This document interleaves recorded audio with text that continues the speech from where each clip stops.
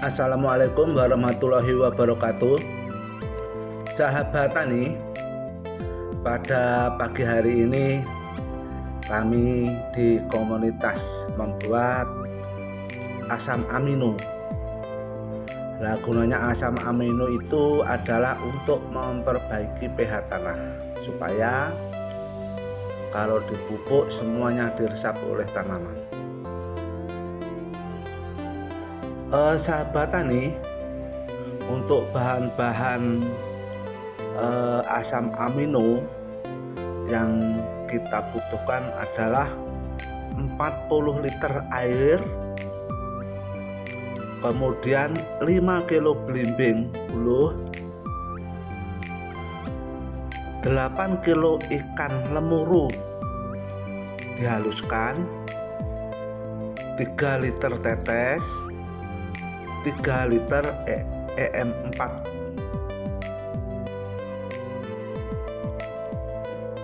Dan kalau sudah dihaluskan semua dijadikan satu, difermentasi selama 15 hari. Ini sudah bisa dipakai.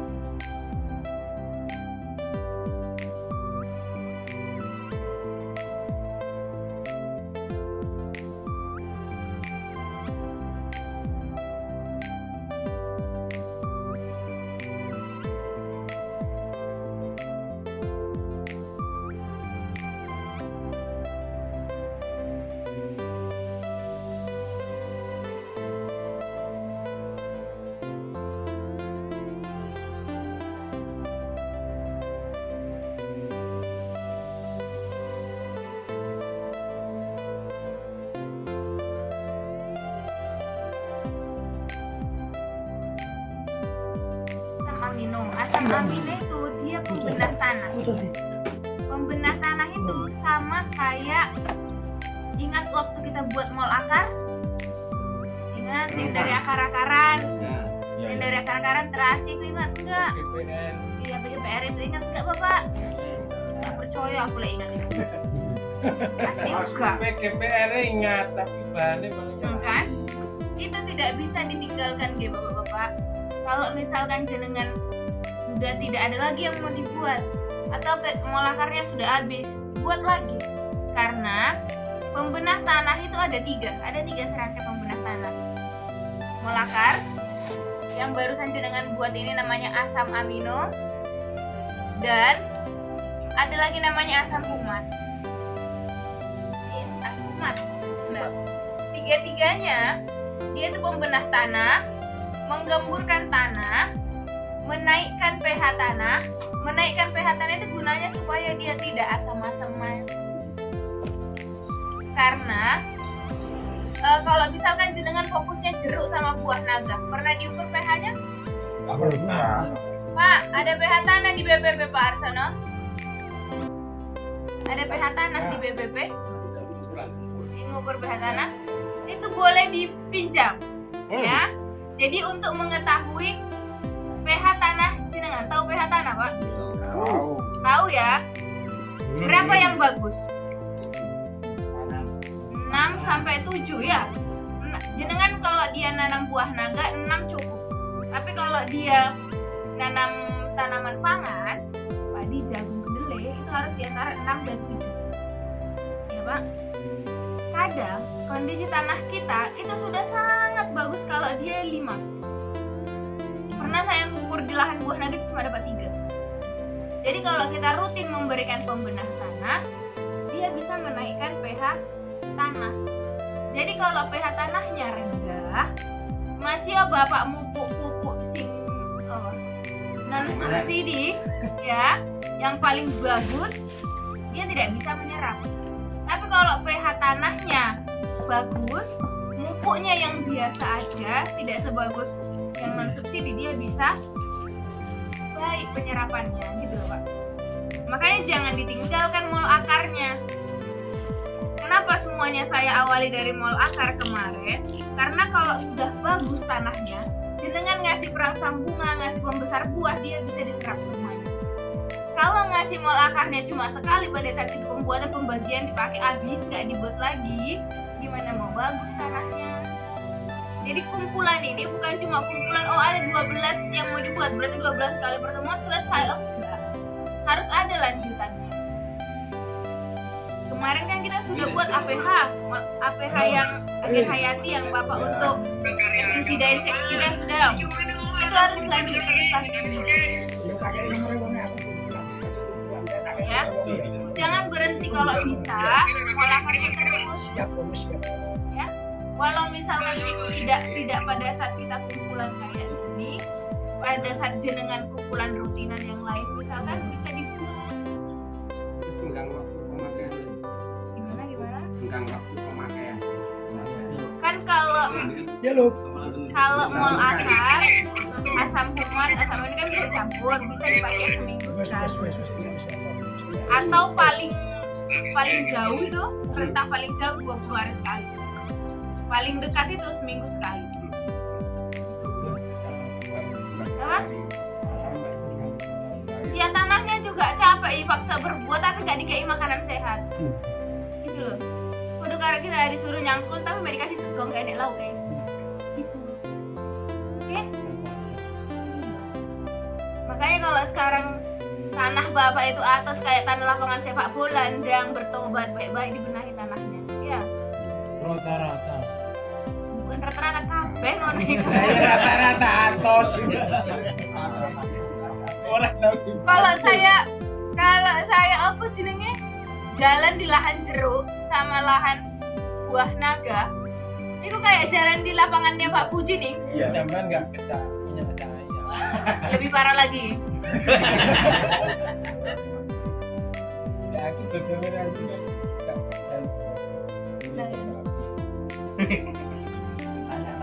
Iya. Masalah pembenahan tanah tadi itu kan rata-rata untuk menaikkan kan pakai apa dulu nanti itu apa dulu sama struktur tanah Bisa, karena kimia kan. Dolomit itu kimia.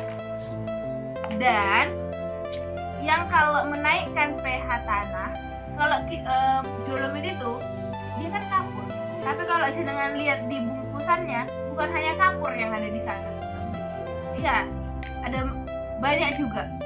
Jadi kan kalau dibutuhkan banyak dalam tanah itu kan NPK yang biasa Bapak pakai. Terus yang tidak biasa Bapak pakai tapi ada di pupuk itu namanya CAMGS. Itu ada di pupuk jenengan tapi jenengan tidak tahu.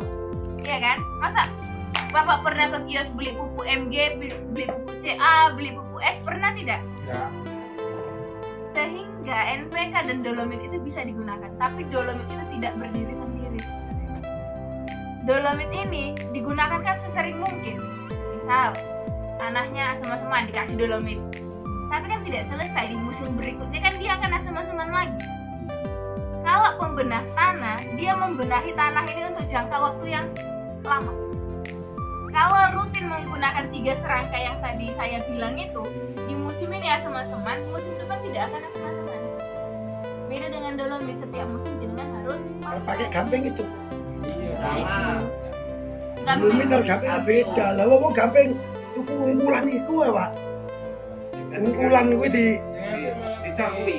Nah, iki kok apik ngono. Dia dipakai buat apa itu? Ya, Untuk tujuannya untuk dolomit. Tujuannya untuk dia menaikkan dolomit. pH itu Jangan ya bapak-bapak. Kalau langsung memberikan kapur kumpul itu, kapur bangunan itu, apa nggak mendidih? mendidih tidak itu? Dicor dulu. Dicor dulu. Setelah dicor, sudah jadi gamping. Tujuannya kan dolomit. Iya. Jangan ya bapak-bapak, dolomit itu bukan hanya kapur tok, bukan kapur aktif. Gamping itu kapur aktif untuk bangunan. Sebagian untuk orang tanaman. gini, sebagian orang gini ada yang mengatakan kapur gamping yang masih keras, artinya menilai bahwa dolomit yang ditutup itu tidak bagus karena tidak dingin yang gimana. Terus beli kapur yang nanti mentah keras itu di sawah, jadi biar lebih bagus. Itu kan artinya nggak pakai ilmu yang Iya. sebenarnya gitu, raba-raba. Iya. Jadi Ya. kalau masih mengawang, apa mana cuma bermodalkan melihat YouTube tidak ada referensi yang lain, Bapak. Dan coba-coba digunakan. Ya. Jenengan kalau tahu kapur gamping itu kan kalau dimasukkan ke air dia mendidih. Iya. Terus kan dia angel banget lah di ujung gitu ya. Atos kan. Kalau dimasukkan ke tanah, ke tanaman kira-kira gimana? Sedangkan teletong yang segar, tahu teletong segar ya Pak? Itu tidak bisa langsung dimasukkan ke tanah karena ini sifatnya panas. Padahal lek bapak megang gini mosok kerasa hangat, oh enggak loh. Tapi di akar tanaman dia panas, dia membakar. Oh kemana sih?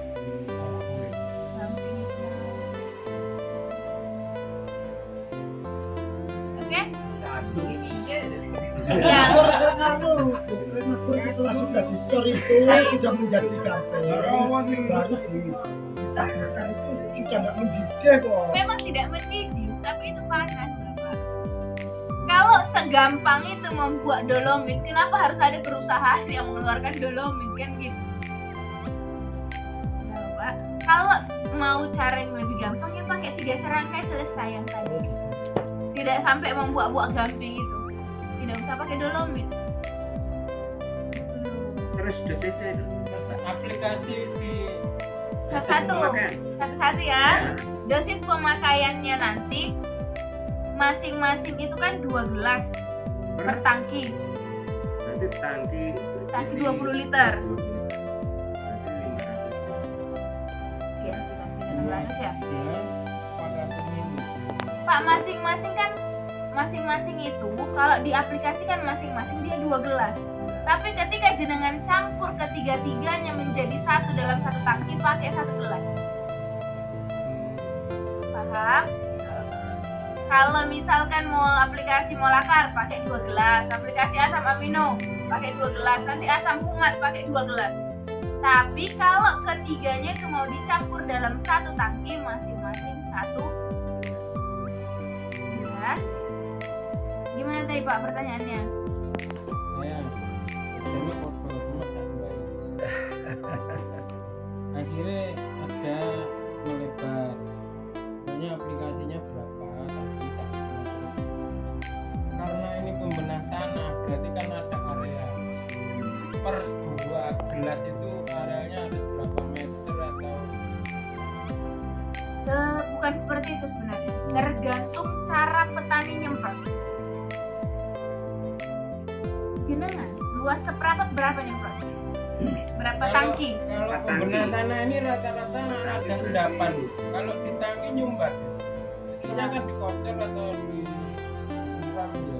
Kalau kita ngomongin berarti cidukan itu lah ya Pak. Nah, Berapa biasanya habis Bapak dalam kan satu mestinya seperempat? area ya atau satu batang berapa sih? Tunggu dulu. Luas seperempat Bapak biasanya berapa? Katanya nggak pakai tangki, pakai ini. Kalau Pakai ember. Kira-kira berapa? itu kan gini tuh, kalau ngocor tuh gantung kita itu mau kadang-kadang kalau naga mau berbatang kita bisa ember atau setengah ember gitu. Artinya berbatang. Tergantung kondisi yang ada di sana. Embernya itu berapa liter itu kira-kira Bapak? Kalau ember ki yang rata-rata 15 yang dipakai kan ember. Kalau dia 15 liter, Bapak berarti masing-masing pakai aja setengah Ember. gelas. Setengah gelas. Masing-masing dosisnya pakai setengah gelas karena kan jenengan langsung nyiduk kayak gini. Ya. Kalau dia dikocorkan kan ada tuh alat kocor itu, Ya. kan ada kan alat kocor itu ya. itu biasanya berapa habisnya? Nanti jenengan bisa mengira-ngira. Ya, sekitar 20 gendongan itu, 20 Wah. kemplong ya. Nah, itu jenengan bisa kalau 20 kali Dari Pak Mene. seperapat, luas seperapat, Dua seperempat. habis 20 bocoran itu, 20 gendongan itu. Jagung ya Pak. Oh, kalau jeruk Bapak ya pakai aja setengah gelas, enggak apa-apa. Jeruk pakai kocor lah, jeruk kan siram lewat. Nah, iya siram lah pokoknya pakai setengah gelas Siram. gitu ya. Jagung itu dikocor ngene kan Iya. iso foto. Pakai setengah gelas per embernya Bapak itu ya. Kalau dia organik sebenarnya tidak ada batas maksimum. Kalau pembenah tanah semakin banyak semakin bagus. Hanya yang menjadi masalah ketika jenengan dum-duman kan nggak banyak dapatnya. Iya kan? Karena kalau nggak Enggak, dibatasi enggak, juga kan Remon jane iki keputusane pembenah tanah itu di tanggulan. Jadi umpamane tanah seperapat ini butuhnya piro sebab tanah Nah. pembenah tanah pembenah itu kan tanah itu semuanya. sepakat butuh berapa mili Nah. bahan Nah, itu. airnya kan terserah nanti Nah, kayaknya Ya, gitu. begitu. kalau mau aturan kayak gitu boleh. Nah, Kalau per hektar Ya, hektar ya. sekali aplikasi mol akar itu butuh 20 liter. Iya. Itu sama semua. Asam humat sama asam amino sama. Iya. Jadi nanti ya jenengan bagilah di sawahnya gimana cara itu membaginya airnya gitu ya. Iya. tergantung aplikasi petani masing-masing Oke. yang penting rata Ya, tapi itu batas minimal ya Bapak. Jenengan tambah lagi boleh. apa Iya. paling ya tinggal minimal Bu. Ini percaya aku. Beda. Syukur aplikasi mana. Beda sampai pupuk Beda karo Tanam nyemprot. tanaman itu kan pembenah tanah itu sebetulnya areal jadi kudune Pembenah rotok tanah ini jadi- sama dengan kita buang pupuk kimia Bu. Nah, Perlahan. Nah, artinya nanti bergantian Iya, bertahap perlahan ya Bapak. Iya. Jangan menghilangkan pupuk kimia 100% iya langsung. iya iya Ya, iya. perlahan. Karena Bapak butuh penyesuaian organik di tanah.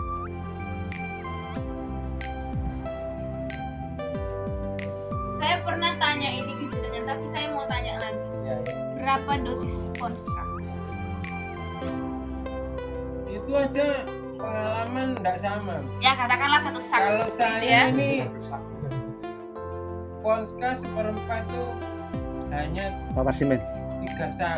Ya. ngapain Kalau kadang-kadang ada yang Duk, 6 ngapain sak. janji? Oke. Ini teman-teman loh, artinya saya bilang nggak sama itu. Oke, Kalau oke. saya buang minim itu nanti periodenya nggak sama, waktunya tenggang waktunya nggak sama. Lebih panjang kalau yang lebih banyak itu biasanya 2 bulan 4 bulan. Oke. Kita pukul rata lah, misalkan seperempat butuhnya 1 kintal. Ya. Apakah 1 kintal ini terserap semua? Kemana? Tidak. Kalau Enggak. saya Bu, Tunggu dulu, jawab dulu pertanyaan saya. Terserap semua atau tidak? Ya atau tidak? tidak Karena karena Menguap. ada menguap. terus taruh air. Petani itu hanya gini kalau saya jawab. Petani hanya gini. Dibuangi 1 sak kurang subur ditambah jadi 2 sak. Nanti kalau 2 sak subur ya paling stabil 2 sak. Kalau saya ini mungkin yang lain nggak tahu. Nah, artinya ukuran yang pasti kita kan nggak punya dan hanya perasaan. ya, kira-kira dia terserap semua atau tidak? Masalah Tidak. terserap memang itu kasat mata Tidak ya? nggak kelihatan. Jadi Tapi jenengan tahu kan? Jenengan tahu kalau dia terserap pupuknya, oh tanaman sana sudah dipupuk. Terlihatnya dari mana? Dari Dari kondisi Daunnya. warna Daunnya udah daun. hijau. Warna daun dan kalau binaga itu terjadi gemuk dan kurus. Oke, Kalau kurang pupuk itu kalau kemesnya itu kurus. oke. Kalau pupuknya terserap ini emok. Kalau gini Bapak, kalau jenengan melihat oh tanamannya hijau, berarti sudah dipupuk. Itu yang diserap oleh tanaman hanya N. Kalau jenengan konstan N, P, dan K. Ya. Iya toh? Yang terserap N. Kalau tanahnya bagus. Sebagian terserap, sebagian menguap. P dan K ini gimana kondisinya kan gitu. P dan K adalah pupuk yang paling sulit diserap oleh tanaman. Makanya ketika itu dipisah, contohnya dengan beli SP36, ditaburkan ke sawah, SP36 ini akan tetap mengumpul dalam waktu beberapa minggu. Iya, memang iya, betul. Iya kan? Belum larut. Makanya gimana caranya supaya ketika memupuk NPK ini tidak banyak yang menguap, tidak banyak yang hilang, semua terserap. Benahi tanahnya pakai 3 serangkai tadi. Jadi kalau 3 serangkai tadi ada di dalam tanah, ketika jenengan mupuk 1 kuintal per seprapat, dia terserap 1 kuintal per seprapat. Entah jenengan pakai 3 sak, pokoknya terserap semua. Itu enaknya kalau kita pakai pembedah tanah. Karena gini Bapak, katakanlah ini tanah. Harusnya tanah itu kayak gini. Ada rongga-rongganya. Harusnya dia ada rongganya kayak gini. Enggak padat kayak tanah liat itu enggak. Dia harusnya ada rongganya kayak gini. Sehingga rongga ini akan menyimpan udara dan air. Ketika jenengan mupuk, dia pupuk itu hanya terserap dan hanya hilang ketika dia terkena air. Percaya atau enggak? Iya. Kalau Bapak mupuk, di sini ada airnya, serap langsung diserap banyak. Ketika diserap, kalau kita menggunakan pembedah tanah, akarnya akan masuk melalui rongga-rongga ini, iya kan? Ketika dia diserap masuk ke sini, diambillah sama akar, dimakan, baguslah tanamannya. Coba ini padat, di mana airnya? Di mana akarnya itu bisa menjalar? Makanannya tuh diserap sama siapa? Diam di mana? Makanya tanahnya atos, tidak ada yang menyerap. Makanya SP36 bisa ngumpul kalau dia dibenahi tanahnya, apapun yang tumbuh di atas dapat. Tapi kalau tanahnya elek, padat, tidak ada rongga ya, terus jenengan setiap minggu beli mutiara dan lain-lain, tidak dibenahi. Berarti intinya 3 serangkai itu wajib digunakan 1 bulan sekali maksimal. Iya, maksimal itu ya Pak. Iya. 3 serangkai itu harus selalu pakai. Kalau jenengan tidak mau buat APH silahkan, tidak apa-apa.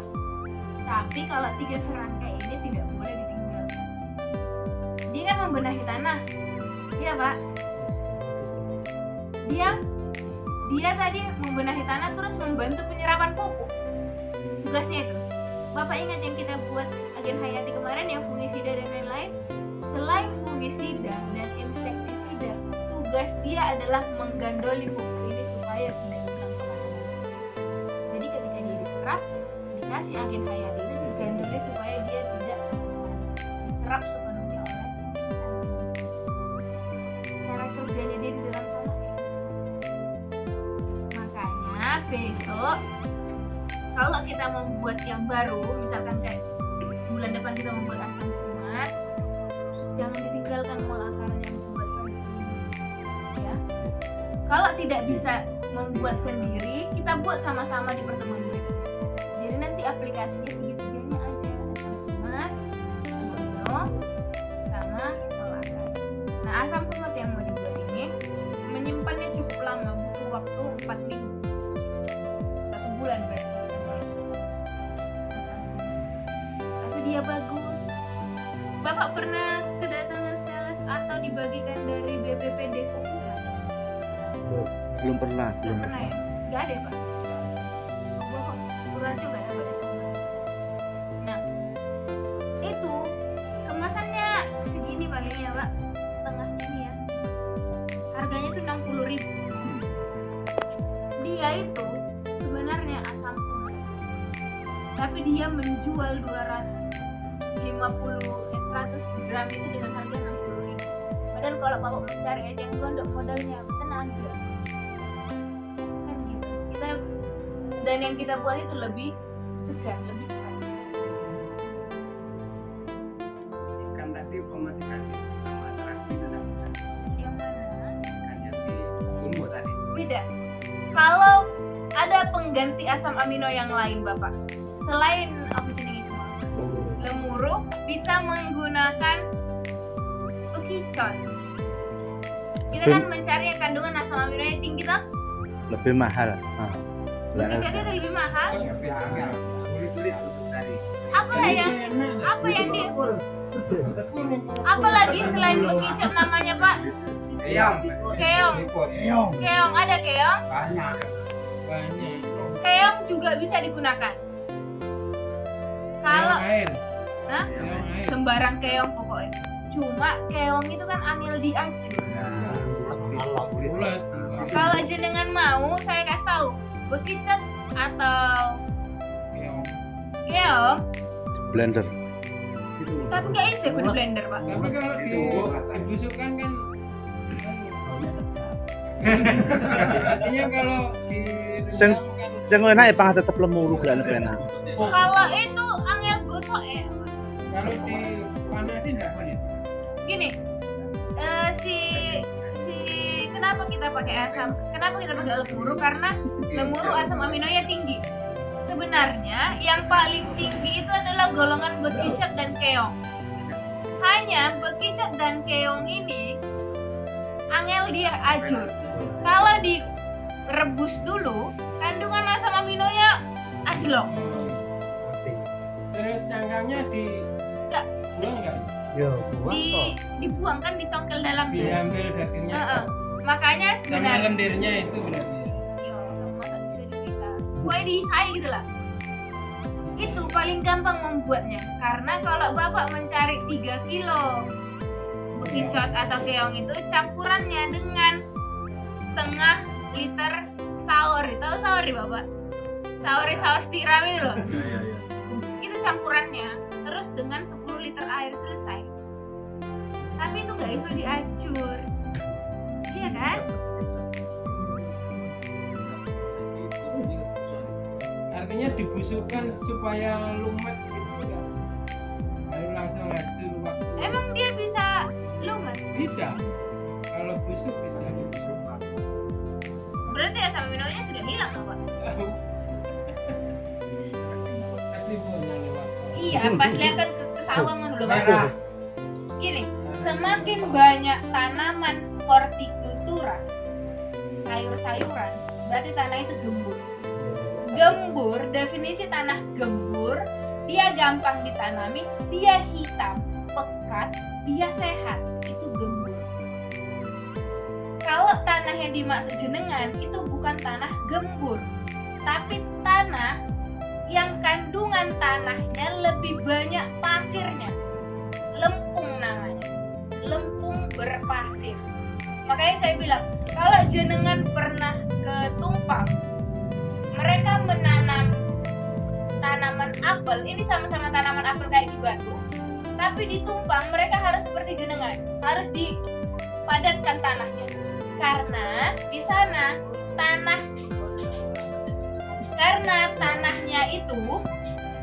tanahnya itu berpasir. Kalau tanah gembur, ketika disiram dia basah. Kalau tanah yang dimaksud Bapak ini lempung berpasir, disiram hilang airnya. Itu beda. Kalau tanggapan saya gini, bukan lempung berpasir, tapi tanah Yuk. yang kandungan gumburnya sudah habis diserap tanaman jeruk itu. Rata-rata gembur yang dibilang ini jeruknya sudah mati, tanahnya gembur, tapi dikocor baju nggak basah. Itu bukan gembur Bapak. Nah, itu rata-rata kayak gitu. Tanah Itu. sudah gersang. Jangan bunyi gembur kalau kayak gitu ya Pak. Gersang itu sudah. Gersang, kudu gembur, gersang itu namanya. Kalau biasanya tanah gersang itu tanah tidak sehat, ini ya Pak. Kalau Bapak penasaran, bawalah air ke sawah. Kalau Bapak siram, tanahnya masuk ke dalam, itu ciri-ciri tanah sehat. Tidak lebih dari 15 detik. Saya pernah hitung, Langsung diserap. saking petani memuji saya kan gitu. Tanah saya di sawah saya sehat, ayo ke sawah, saya bilang. Kalau tanah jenengan disiram air, ini kan batangnya dekat akar toh, disiram air kurang dari 15 detik dia hilang habis, berarti tanah jenengan sehat. Kalau ketika jenengan siram, tanahnya airnya nggak masuk melebar ke samping, Ya wes, nggak usah ngomong itu tanah sehat. Tapi gini Bu, tanah yang saya bilang disiram nggak basah itu